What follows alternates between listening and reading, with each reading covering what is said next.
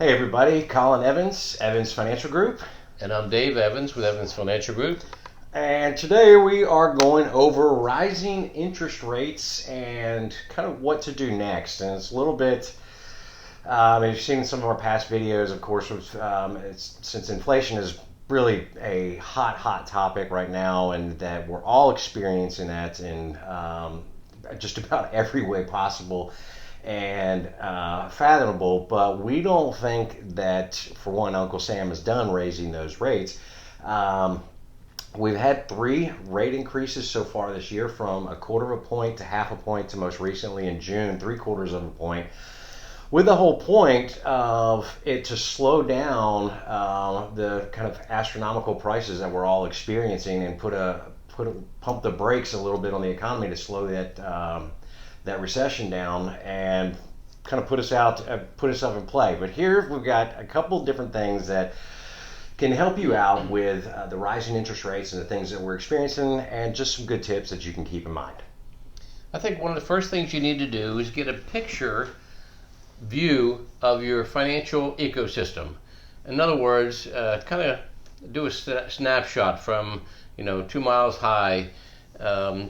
So assess your current situation in terms of the accounts that you have, and most financial planners agree that you should have between 3 and really preferably about 6 months of savings in an emergency, pretty liquid account that you can get to in the event of, again, an emergency or what have you.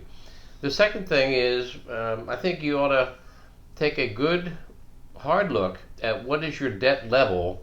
And is there anything that's out there? Are we about to make any big ticket purchases or what have you? And can we lower our debt level? And then we'll talk a difference in the next point about good debt and bad debt. But ideally would be to get out of debt. But in order to start there, you really have to figure out, where am I right now with all those things considered? If you're going to go into debt, really try and pay attention and focus on what is considered good debt. And by that means, like, is it time for me to, say, purchase a home, and shopping those interest rates and things of that nature. But what we're considering and paying attention to with not only shopping the interest rate is, this is a kind of a point in time where you want to be conscientious, and you might even shy away from your variable type loans with the very adjustable type interest rates, like HELOC, for example, or one of those. Something that can have a fluctuation, especially if the feds are bumping the rates, and then you're going to see those rates jump. Well, when we start seeing rates jump, even when we go into a mortgage, well, that mortgage, 2 weeks prior to that 3/4 of a point, that's thousands upon thousands of dollars in now interest payments that are going to have to be that you're going to have to factor in, that are going to cut a little bit deeper into that pocketbook, that you might not be expensive. So focus on good debt. Okay, the third thing is to maintain a higher credit score. In order to do that, ideally, you should be paying off your credit cards as they come in at the end of every month. Now, that's always not that easy to do, but we've seen situations where people have massive amounts of credit card debt, and sometimes I'll ask them what that's for and how did it get there, and so forth. And sometimes it's legitimate reasons, and sometimes it's, I wanted stuff.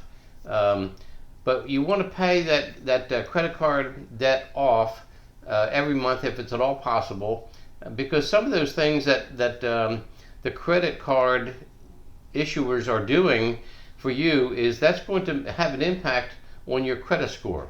And you want to have a high credit score if it's at all possible when you do have to make a loan or a purchase, a car or a big ticket item like a home.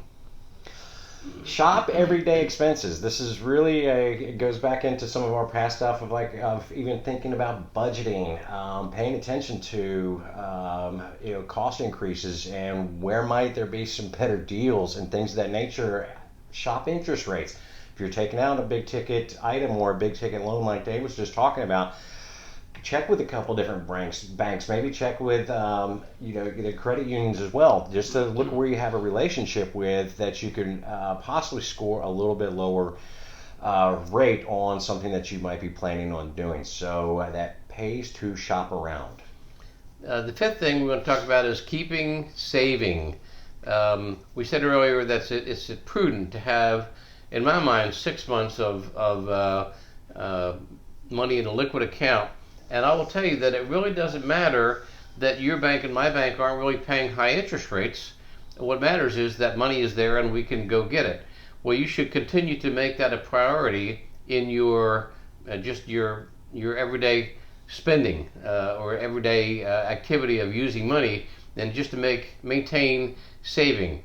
As we talk to people, I can make a really strong case for you should save between 10 and 15% of your pay every year or every month or every week, and maintain that discipline, because it is the people who save and pay themselves first that become financially independent.